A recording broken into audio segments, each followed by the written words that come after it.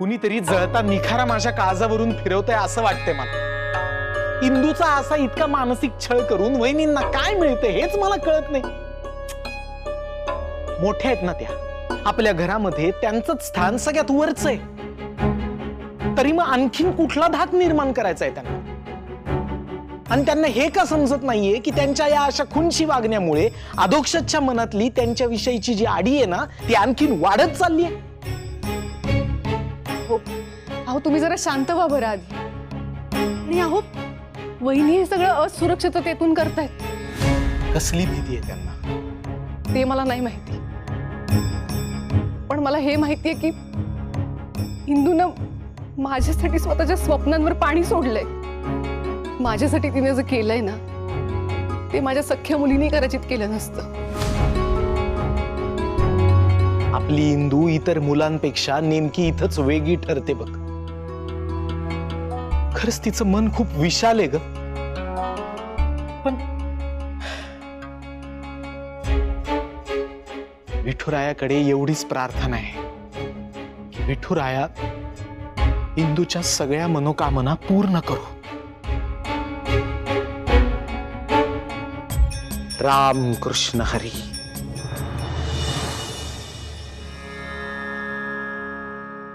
एकमेका सहाय्य करू अवघे धरू सुपंथ. बरं, काल ठरवल्याप्रमाणे शाळेच्या सगळ्या कामांची मी वर्गवार विभागणी केली आहे आणि त्यासाठी मी एक यादी सुद्धा बनवली आहे. महाराज ही घ्या.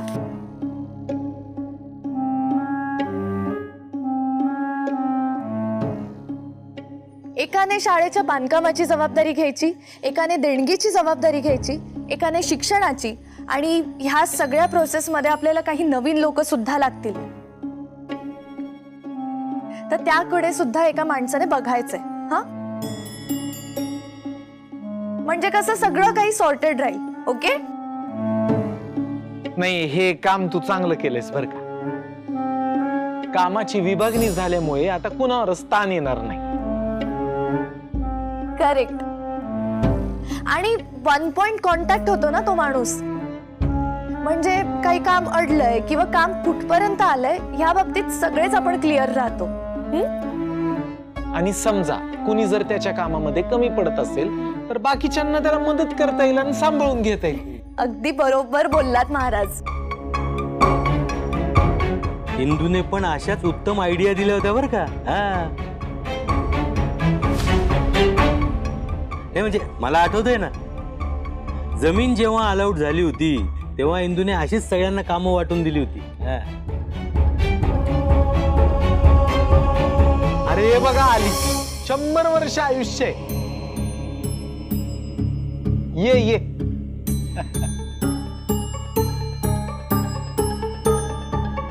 हाय इंद्रायणी.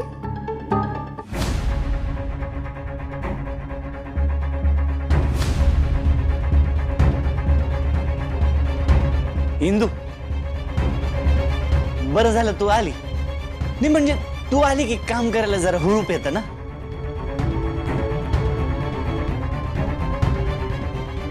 हो ना, ही श्रीकला पण म्हणत होती की इंदूला खूप काम पडतं, आपण तिला मदत करायला पाहिजे म्हणून. इंदू, हे बघ आम्ही सगळे आता तुला मदतीसाठी एकदम तयार आहोत बघ. आणि कसं आहे, तसं श्रीकलाने कामाची विभागणी करून ठेवलीये, पण कोणी कुठलं काम करायचं हे मात्र इंदूच ठरवणार. काय बरोबर बोलतोय ना मी? अगदी बरोबर. बरोबर बोलताय मास्तर. मी ही ठरवून आली.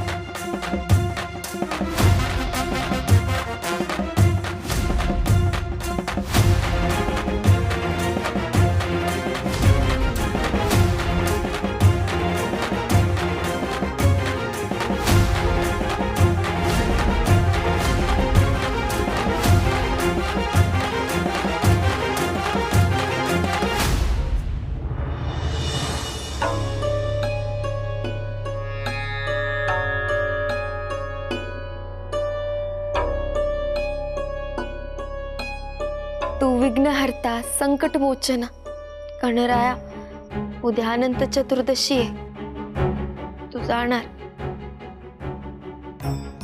बाप्पा. पण तू जाण्याआधी माझ्या मनातली एक भीती तुला सांगते बाप्पा. ती श्रीकला आल्यापासून माझं मन एका क्षणासाठी सुद्धा शांत नाहीये रे. तिच्या ना नजरेत काहीतरी याचे मला खूप त्रास देतो बाप्पा. ती आली की संकटाची सावली आल्यासारखं वाटतं. काहीतरी अशुभ, काहीतरी भयंकर घडणार असं वाटतं.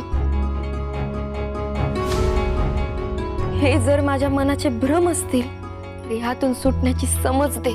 आणि जर हे खरंच संकट असेल तर लढाईचं बळ दे.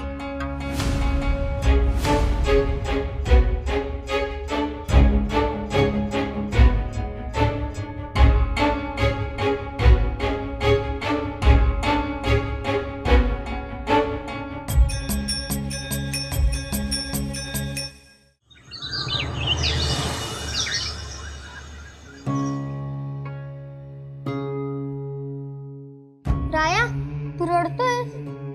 अरे आपला बेस्ट फ्रेंड गणपती बाप्पा चाललाय ना, रडू नाही का येणार? आज अनंत चतुर्दशी, गणेश उत्सवाचा शेवटचा दिवस आहे आज. बाप्पा 10 दिवस होता तर किती मजा होती. आधी येणार म्हणून किती डेकोरेशन केलं. रोज आरत्या, प्रसाद, मोदक, सगळीकडे आनंदच आनंद. बाप्पाने आपलं घर सोडून कधीच जायला नाही पाहिजे. मला पण असंच वाटायचं.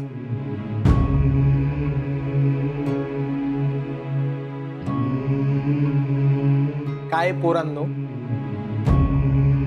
आमच्या लहानपणी घरी गणपती नसायचा, तरीही दर अनंत चतुर्दशीला मला असंच वाईट वाटायचं. व्यंकू आजोबा, आता गणपती बाप्पा गेल्यावरती घर एकदम रिकामा रिकामा वाटणार ना? अरे राया बाळा, आपला गणपती बाप्पा कुठेही जात नाही, कारण तो इथे असतो, आपल्या मनात. कळलं का? पण त्याची मूर्ती तर जाणार ना? बाप्पाच्या मूर्तीने दिलेला आनंद आपल्या बरोबर वर्षभर राहील.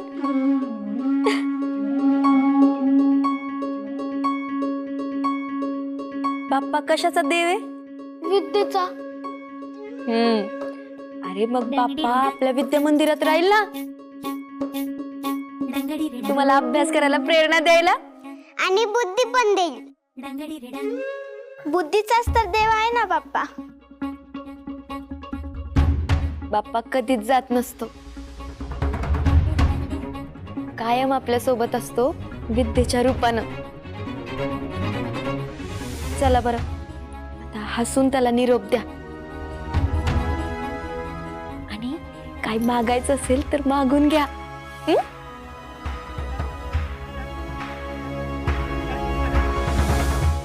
विद्येचा देवा गणपती बाप्पा, आमच्या विठूच्या वाडीत लवकरात लवकर शाळा होऊ दे. गणपती बाप्पा मंगल मूर्ती मोरया. पुढच्या वर्षी लवकर या.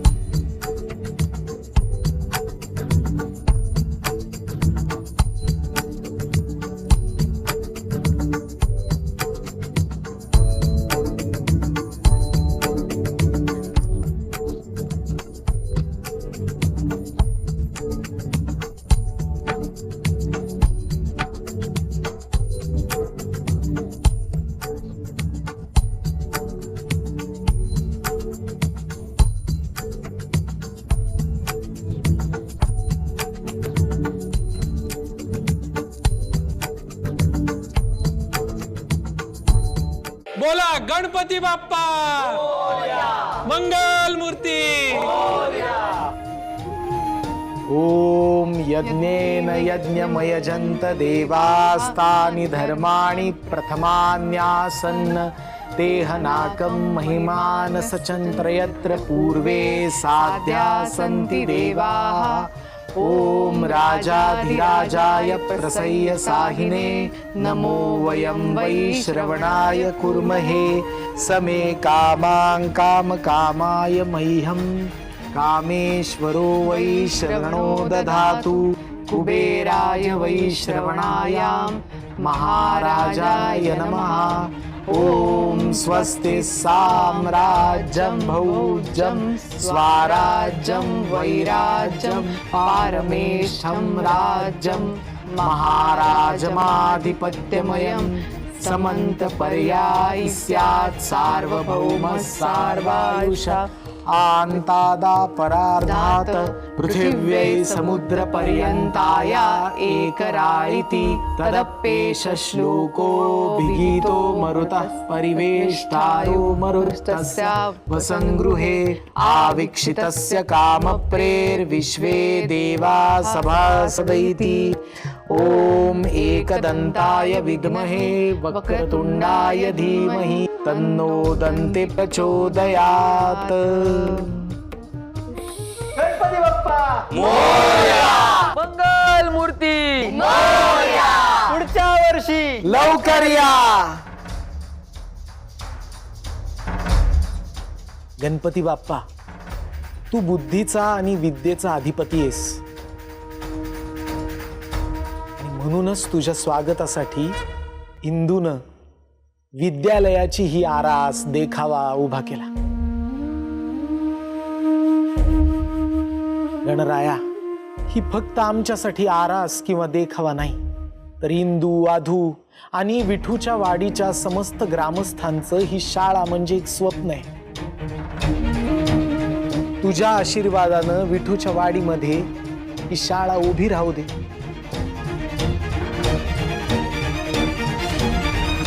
आमच्या लेकरांना शिक्षण मिळू दे, यासाठीची चाललेली ही सगळी धडपड आहे. इंदूनं बघितलेलं शाळेचं हे स्वप्न पूर्ण करण्यासाठी तू आम्हाला शक्ती आणि बुद्धी दोन्ही दे. बाप्पा, तुझ्या सोबतचे हे 10 दिवस खूप आनंदात गेले. आता तुला निरोप देताना मन भरून येत आहे. बाप्पा, पुढच्या वर्षी लवकर येताल ना? आम्ही तुझ्या येण्याकडे डोळे लावून वाट बघत राहू. बोला गणपती बाप्पा मंगल मूर्ती पुढच्या वर्षी लवकर या.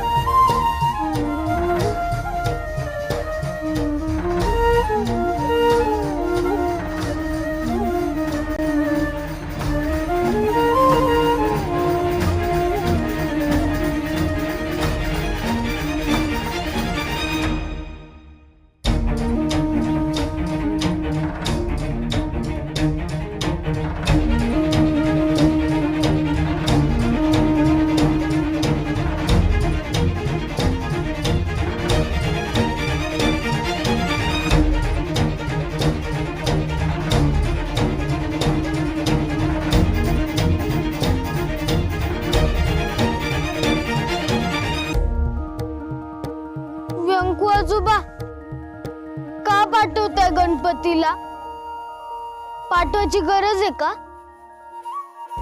अरे बाळा, तुला कशी सतत तुझी आई लागते, तसंच गणपती बाप्पाला सुद्धा त्याच्या आईकडे नको का जायला? त्याला पण आठवण येते आईची.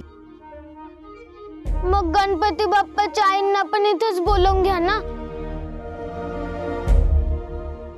मग ते दोघं राहतील आपल्या सोबत. मी तुला काय सांगितलं? गणपती बाप्पा कायम आपल्या सोबत असतो आणि अरे पुढच्या वर्षी परत येणारच आहे की तो. एक मिनिट.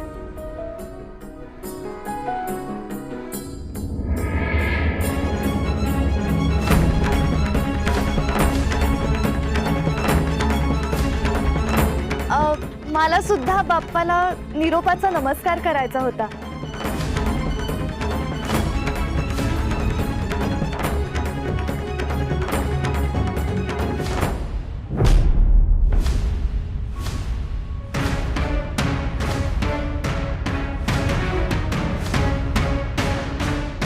काम श्रीकला.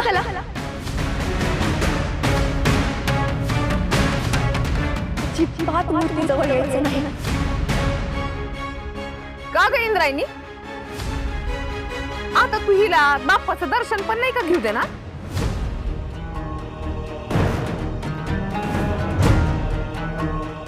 अहो मोठे बाई, तुम्हीच लहानपणी म्हणायचात ना की मूर्तीजवळ यायचं नाही म्हणून.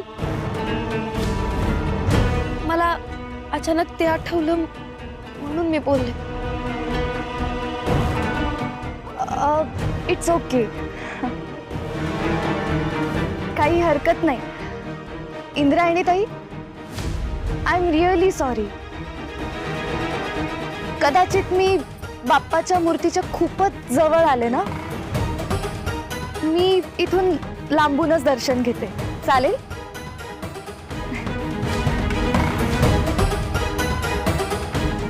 गणपती बाप्पा मोरया.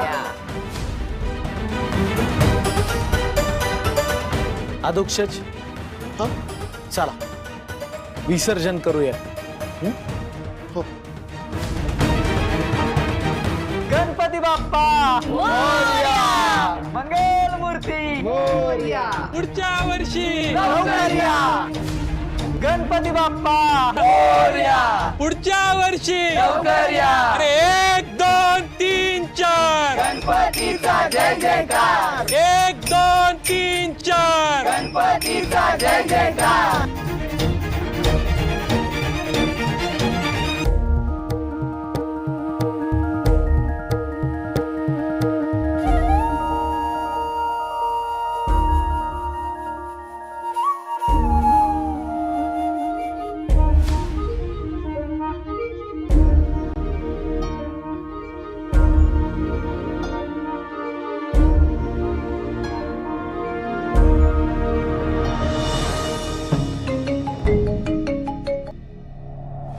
अहो काय हे मोठ्या बाई, आमची नजर हटली आणि दुर्घटना घटली. आम्ही पक्षश्रेष्ठींना भेटायला काय गेलो, आमच्या माघारी शाळेचं काम चौपट वेगानं सुरू झालंय हो. हा, आणि असंच जर होणार असेल तर आम्ही तुम्हाला उपसरपंच कसं करायचं? हा? तुमच्या माणसाच्या चुकांचं खापर माझ्या डोक्यावरती फोडू नका. तुमच्या माणसानं रावटीतनं इठुराया गायब केला आणि त्याच्या मूर्खपणामुळे तो पुन्हा रावटीमध्ये आला. हे बघा मोठ्या बाई, नाही मान्य आहे. हा, आमची माणसं जरा फुसकीच निघाली, पण राहुटीत मूर्ती आणण्यात तुमच्याच पोराचा आणि त्या फंट्या गँगचा हातही विसरू नका काय. आणि त्या पोरांनी आमच्या गोडाऊनचं किती नुकसान केलं याचा हिशोब देऊ का तुम्हाला मोठ्या बाई? नको, या असले जुने हिशोब आता नका करू. त्यापेक्षा त्या पोरीला परास्त कसं करायचं याचा विचार करा. विचार आम्हीच करायचा, काम आम्हीच करायची, सगळं आम्हीच करायचंय का? हा? नाही हो, आता तुम्ही काहीच करू नका. जे काय करायचं ना ते मी करते. वारं आपल्या दिशेनं कसं वळवायचं मला चांगलं माहिती. म्हणजे नक्की करणार काय तुम्ही? सांगणार नाही तुम्हाला, मी आता करूनच दाखवणार. मोठ्या बाई, तुमचा एवढा कॉन्फिडन्स म्हणजे अवघड आहे. अहो माझा एक का माझ्या हाती लागलाय. आता पहा वापरून मी त्या कार्टीच्या स्वप्नांना कसा चूड लावते. म्हणजे शेवटी मोठ्या बाई जिंकणार. हो बघाच तू